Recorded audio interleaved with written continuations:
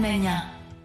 L'actualité des réseaux sociaux et une image a particulièrement choqué et indigné les internautes ce week-end, c'est celle du cerf. Ce cerf exténué, traqué lors d'une chasse à courre et qui a trouvé refuge dans un chantier de Compiègne. Oui, image tournée samedi matin. Après 3 heures de traque, ce cerf finit par trouver refuge le long d'une palissade de chantier à la lisière de la forêt de Compiègne dans l'Oise.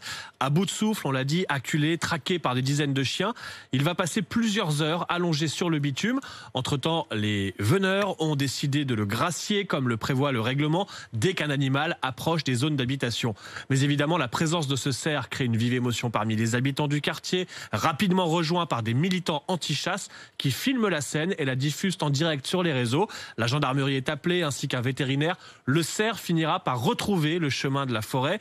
Mais évidemment, cet incident qui a lieu 3 jours à peine après l'ouverture de la chasse à courre a relancé le débat sur les réseaux. Depuis samedi, les réactions outrées se multiplient de la part des défenseurs de la cause animale, les associations, mais aussi des élus qui relancent au passage leurs appels à signer la pétition réclamant un référendum pour les animaux lancée par le très médiatique Hugo Clément. Cette pétition a recueilli à ce jour un peu plus de 700 000 signatures.